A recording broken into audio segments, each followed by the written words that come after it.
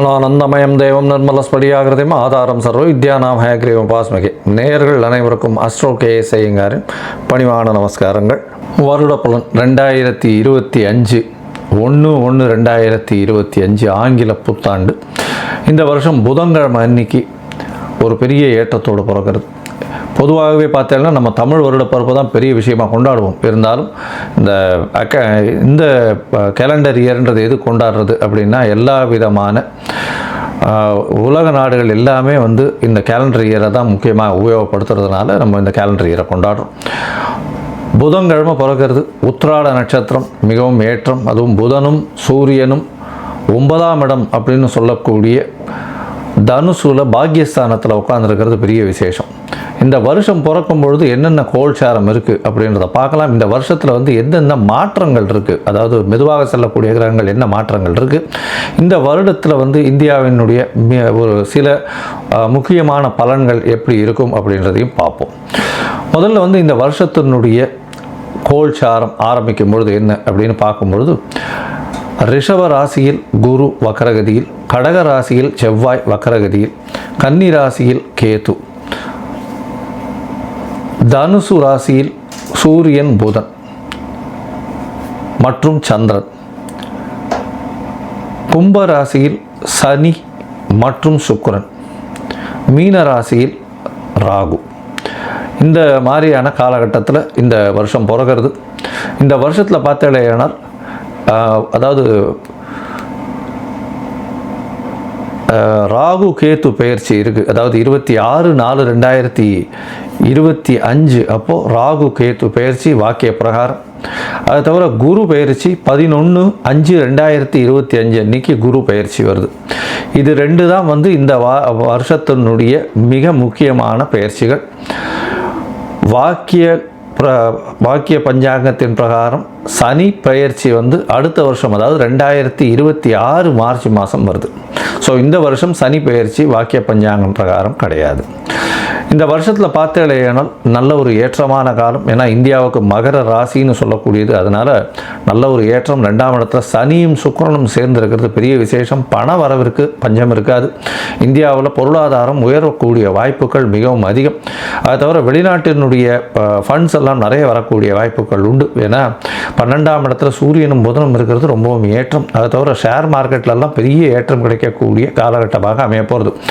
இந்த வருஷத்தில் பார்த்தேனால் முயற்சிகள் எல்லாமே வெற்றி பெறக்கூடிய காலகட்டமாகவும் இருக்கும்.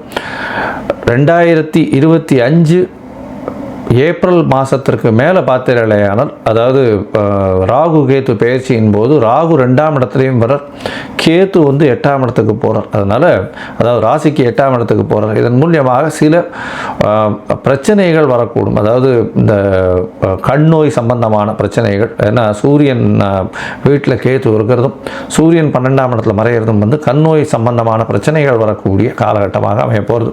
அதாவது ஏப்ரல் மேக்கு மேலே பார்த்தீங்களேனால் ஒரு சின்ன பிரச்சனைகள் வரக்கூடிய வாய்ப்பு இருக்கும். அது தவிர பார்த்தீங்கன்னா பண வரவிற்கு பஞ்சம் இருக்காது. இந்த வருஷம் ஆர்பிஐயில் நல்ல ஒரு ஏற்றம் இருக்கும். ஷேர் மார்க்கெட் இண்டிசஸ் ஒரு 80-85,000 90,000 பாயிண்ட்டுக்கு மேலே போகக்கூடிய வாய்ப்புகள் நிச்சயமாக உண்டு. கோல்டு ப்ரைஸஸ் கொஞ்சம் அதிகமாக போகும். அது தவிர சில்வர் ப்ரைஸஸில் கொஞ்சம் ஸ்லம்ப் இருக்கக்கூடிய வாய்ப்புகள் நிச்சயமாக உண்டு. இந்த வருஷம் பார்த்தீங்கன்னா இந்த இது நேச்சுரல் டிசாஸ்டர்னு சொல்லக்கூடியது, இயற்கை பேரழிவுகள் அப்படின்னு சொல்லக்கூடியது, வெள்ளத்தினால தண்ணி மூலமாக நிறைய பேரழிவுகள் வரக்கூடிய வாய்ப்பு நிச்சயமாக உண்டு.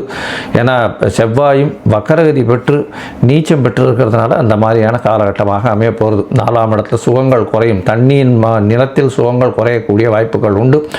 நீரினால் கொஞ்சம் ஆபத்துகள் வரக்கூடிய வாய்ப்புகள் மிகவும் அதிகமாக இருக்குது. லேண்ட்ஸ்லைட்ஸ் வரக்கூடிய, அதுவும் வெஸ்டர்ன் காட்ஸு அந்த சைடில் இந்திய சாத்பூரா ஹில்ஸ் இந்த சைடில் மகாராஷ்டிரா சைடில் இருக்கக்கூடிய வாய்ப்புகள் நிச்சயமாக உண்டு. அது தவிர பார்த்தீங்கன்னா இந்த சட்டங்கள் கொஞ்சம் கடுமையாகக்கூடிய வாய்ப்புகள் உண்டு. அதுவும் இந்த தொழிலாளர்களுடைய சட்டங்கள் கொஞ்சம் ஸ்ட்ராங்காகக்கூடிய வாய்ப்புகளும், அதன் மூலியமாக சில போராட்டங்களும் வரக்கூடிய வாய்ப்புகள் நிச்சயமாக இருக்கும். இந்த வருஷத்தில் பெண்களுக்கெல்லாம் நல்ல ஒரு ஏற்றம் இருக்கக்கூடிய காலகட்டம். படிக்கக்கூடிய மாணவியர்களெல்லாம் நல்ல ஒரு ஏற்றம் இருக்கக்கூடிய காலகட்டம்.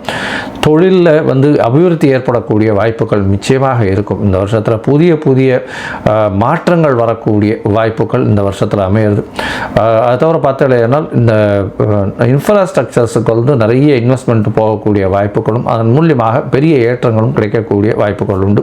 இந்த தொடர் ஊர்தி பேருந்து, அதாவது ட்ரெயின் ஆக்சிடென்ட்ஸ் 1-2 வரக்கூடிய ஒரு ஸ்பெசிஃபிக்காக வரக்கூடிய வாய்ப்புகள் நிச்சயமாக இருக்கும். அது ரொம்ப ஐடென்டிஃபைடாக தெரியக்கூடிய வாய்ப்புகள் நிச்சயமாக உண்டு. அதுவும் ராகு கேத்து மாறினதுக்கு பிறகு ஒரு சின்ன பிரச்சனைகள் வரக்கூடிய வாய்ப்பு உண்டு. இதை தவிர பார்த்தாலேயானால் இந்த ராஜாக்கள்னு சொல்லக்கூடிய அந்த காலத்தில், இந்த காலத்தில் வந்து முதலமைச்சர்கள், பிரதமர் இந்த மாதிரியான பொசிஷனில், ஹையர் பொசிஷனில் இருக்கிறவங்களுக்கு சில பிரச்சனைகள் வரக்கூடிய, உடல்நல குறைவு வரக்கூடிய வாய்ப்புகள் இந்த வருஷம் நிச்சயமாக இருக்கும். மொத்தத்தில் பார்த்தாலேயானால் இந்த ஸ்போர்ட்ஸ்மேன், விளையாடக்கூடியவர்கள், இவர்களுக்கெல்லாம் விளையாட்டு இந்த மாதிரியான விஷயங்கள் இருக்கிறவங்களில் வந்து இந்தியாவினுடைய பெருமை அதிகமாக தெரியக்கூடிய வாய்ப்புகள் நிச்சயமாக இருக்கும். இந்த வருஷம் பார்த்தாலேயானால் இந்த ராகு கேது பயிற்சியும் குரு பயிற்சி, இந்த 2 பயிற்சிகள் மிகவும் முக்கியமாக இருக்குது. இந்த வருஷத்தில் வந்து இந்த ராகு கேது பயிற்சி, குரு பயிற்சி இந்த மேஷம் முதல் மீனம் வரை உண்டான ராசிக்காரர்களுக்கு என்ன பலன்களை கொடுக்கும் அப்படின்றத ஒன்று பார்க்கலாம். அதுக்கு முன்னாடி என்னுடைய மொபைல் நம்பர் கீழே ஸ்க்ராலிங்கில் வரும். உங்களுக்கு அஸ்ட்ராலாஜிக்கல் கன்சல்ட் தேவைப்படுமேயானால் நீங்கள் வந்து என்னை காண்டாக்ட் பண்ணுங்க. உங்களுடைய date, time, place of birth, அது தவிர உங்களுடைய பெயர், உங்களுடைய தாய் தகப்பனார் பெயரை நீங்கள் அனுப்புங்க. என்னுடைய கட்டணம் என்னன்னு சொல்கிறேன்.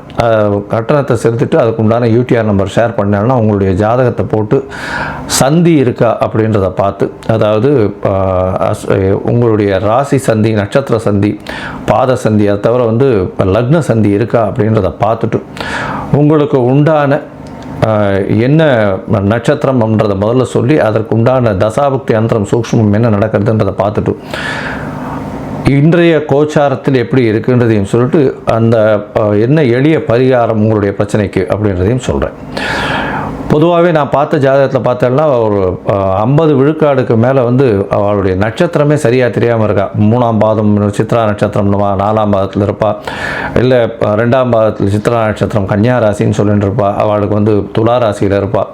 இந்த உடைந்த நட்சத்திரங்கள் இருக்கக்கூடிய ராசிகள் எல்லாமே வந்து அவள் வந்து முதல் ராசியா அடுத்த ராசியா அப்படின்றதே தெரியாமல் கொஞ்சம் கஷ்டத்தில் இருக்கா. மோஸ்ட் ஆஃப் த பீப்புள், அதாவது விசாக நட்சத்திரம்னு சொல்லுவாள், துலா ராசின்னு பண்ணிட்டு இருப்பா, பார்த்தா விருச்சிக ராசியாக இருக்கும். அந்த மாதிரியான விஷயங்கள் மூலியமாக உங்களுக்கு இப்போ நடக்கிறது நல்ல தசை நீங்கள் நினச்சிட்டு இருப்பீங்க. ஆனால் தசை வந்து உங்களுடைய லக்னத்துக்கு ஏற்ற தசையாக இருக்காது. அந்த மாதிரியான பிரச்சனைகள் மூலியமாக உங்களுக்கு என்ன நடக்கிறதுன்னு தெரியாத அளவுக்கு, எதை பிளான் பண்ணலான்னு தெரியாத அளவுக்கு இருப்பீங்க.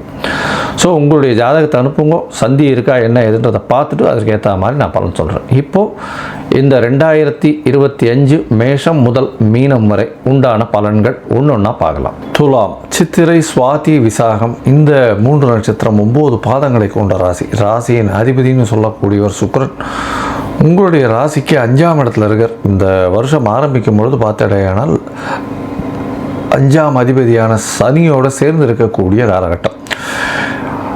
இந்த வருஷத்தில் பார்த்தீங்கன்னா வருஷ கிரகங்கள்னு சொல்லக்கூடிய ராகு, கேது, குரு மற்றும் சனி இதனுடைய மாற்றங்களை வச்சு வருஷ கிரகங்களை வருஷத்தை பற்றி சொல்ல போகிறோம்.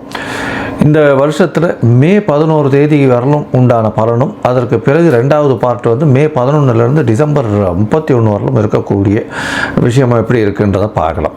இந்த வருஷத்தில் பார்த்தீங்கன்னா சனி பகவானின் பெயர்ச்சி இல்லை, 2026 தான் வருது. அதனால் 5ஆம் இடம் வலுப்பெற்று போகிறது. 5ஆம் அதிபதி 5ஆம் இடத்துல ஆட்சி பெற்று போயிருக்கார். இது வந்து ஒரு பெரிய ஏற்றம். இதனால் வந்து கண்டிப்பாக குழந்தை பிராப்தி ஏற்படக்கூடிய பாக்கியம் இந்த வருஷத்தில் நிச்சயமாக இருக்கும். இவ்வளோ நாளாக வந்து குழந்தை பிராப்தி இல்லாதவர்களுக்கு கண்டிப்பாக குழந்தை பிராப்தி ஏற்படக்கூடிய வாய்ப்புகள் நிச்சயமாக உண்டு. இந்த வருஷம் பார்த்தீங்கன்னா உங்களுடைய ராசிக்கு 6ஆம் இடத்துல ராகு பகவான் மே மாதம் வரலும் இருக்கார். அதனால் எல்லா விதமான தடைகளையும் தாண்டி எல்லா விஷயத்திலையும் வெற்றி பெறக்கூடிய வாய்ப்புகள் நிச்சயமாக உண்டு. அதனால் உங்களுக்கு தடைகள் அப்படின்றது இருக்கவே இருக்காது. அது தடைகள் எல்லாவற்றையும் தாண்டி நீங்கள் நிச்சயமான வெற்றியை அடையக்கூடிய வாய்ப்புகள் நிச்சயமாக உண்டு. ஏன்னா 6ஆம் இடத்தில் துர்கிரகங்கள் இருந்தால் பெரிய ஏற்றத்தை கொடுக்கும். போட்டித் தேர்வு அது எல்லாத்திலையுமே வந்து பார்த்தலையானால் நிச்சயமான வெற்றி உங்களுக்கு வந்து சேரும். இதை தவிர பார்த்தலையானால் 26/4/2025 பார்த்தோம்னா உங்களுடைய ராசிக்கு 6ஆம் இடத்தில் இருக்கக்கூடிய ராகு 5ஆம் இடத்துலையும் 11ஆம் இடத்து, அதாவது 12ஆம் இடத்துல இருக்கக்கூடிய கேது 11ஆம் இடத்துலையும் போகிறார். இதன் மூலியமாக பார்த்தலையானால் மூத்த சகோதர சகோதரிகளோட கொஞ்சம் பிரச்சனைகள் வரும். அதனால் வந்து கொஞ்சம் பிரச்சனைகள் இருக்கும். லாபங்கள் அதிகமாக வரும். தொழிலில் பெரிய ஏற்றம் இருக்கக்கூடிய காலகட்டமாக அமையப்போகிறது. ராசிக்கு பார்த்தலையானால் 6ஆம் இடத்துல ராகு பகவான் இருக்கும்பொழுது பெரிய ஏற்றம் கிடைக்கும். அதற்கு பிறகு அவர் 5ஆம் இடத்துக்கு வந்தாலும் 5ஆம் இடத்தின் அதிபதி ஆட்சி பெற்று போகிறார். அதனால் நல்ல ஒரு ஏற்றமும் மாற்றமும் வரக்கூடிய வாய்ப்புகள். அதுவும் இந்த ராசிக்காரர்களுக்கு சனி மிகப்பெரிய யோகர். ஏன்னா ஒரு திரிகோண கேந்திரத்திற்கு அதிபதினு சொல்லக்கூடியவர் சனி. இந்த சனி ஆட்சி பெற்று மூல திரிகோண வீட்டில் இருக்கிறது பெரிய விசேஷம். இதன் மூலியமாக பார்த்தோம்னா எல்லா விதமான ஏற்றங்களும் உங்களுக்கு சேரக்கூடிய காலகட்டமாக இருக்கும். நீங்கள் நினைத்த விஷயங்கள், நினைத்த காரியங்கள், நினைத்த நேரத்தில் நடக்கக்கூடிய காலகட்டமாக அமையப்போகுது. உங்களுடைய ராசிக்கு பார்த்தீங்கன்னா 8ஆம் இடத்துல குரு இருக்கார். பிப்ரவரியிலிருந்து ஏப்ரல் மாதம், அதாவது மே 11 தேதி வரலும் 8ஆம் இடத்துல மறைந்திருக்கார் குரு. 6ஆம் அதிபதி 8ஆம் இடத்துல மறைஞ்சிருக்கிறது ரொம்ப விசேஷம். இதன் மூலியமாக உங்களுக்கு எல்லா விதமான போட்டிகளிலும் நிச்சயமான வெற்றி வரக்கூடிய வாய்ப்புகள் நிச்சயமாக உண்டு. அது தவிர பார்த்தீங்கன்னா உங்களுடைய ராசிக்கு மே மாதத்துலேருந்து 9ஆம் இடத்துக்கு குரு போயிடுறார்.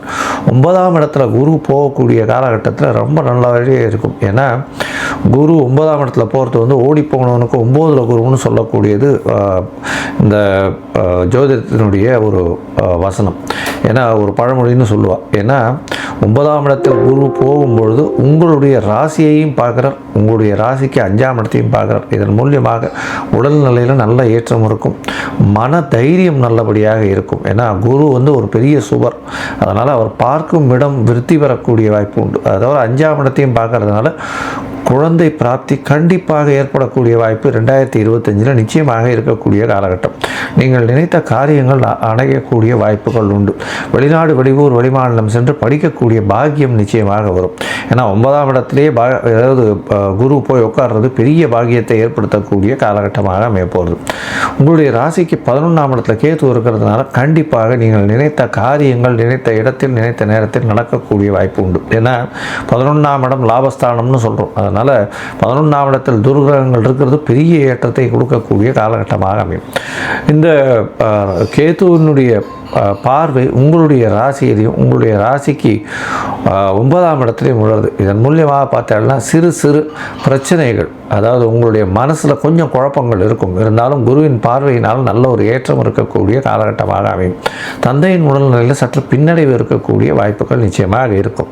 உங்களுடைய ராசிக்கு 5ஆம் இடத்தில் இருக்கக்கூடிய ராகுவின் பார்வை 8ஆம் இடத்திலும், அது தவிர உங்களுடைய ராசிக்கு 3ஆம் இடத்திலும் உள்ளது. இதன் மூலியமாக பார்த்தேன்னா உங்களுடைய முயற்சிகள் எல்லாமே வெற்றி பெறும். முயற்சிகள் மூலியமாக எல்லா விஷயத்தையும் வெற்றி பெறக்கூடிய வாய்ப்புகள் உண்டு. அது தவிர இளைய சகோதரர்கள் சகோதரிகள் கூட நல்ல ஒரு ஏற்றம் இருக்கக்கூடிய காலகட்டமாக இருக்கும். உங்களுடைய ராசிக்கு 8ஆம் இடத்தை ராகு பார்க்கறதுனால மறைந்த இடத்துலேருந்து திடீர் பொருள் வரவு, பண வரவு வரக்கூடிய வாய்ப்புகள் நிச்சயமாக உண்டு.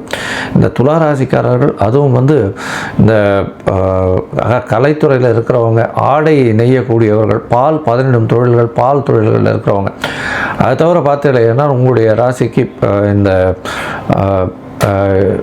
இது வேகமாக செயல்படக்கூடிய வெள்ளை நிற திரவ பொருட்கள், இந்த மாதிரியான விஷயங்கள், இந்த பால் போன்ற பால் பை ப்ராடக்ட்ஸ்னு சொல்லக்கூடிய விஷயங்கள் எல்லாம் வியாபாரம் பண்ணுறவங்களுக்கெல்லாம் பெரிய ஏற்றம் கிடைக்கக்கூடிய வாய்ப்புகள் நிச்சயமாக இருக்கும்.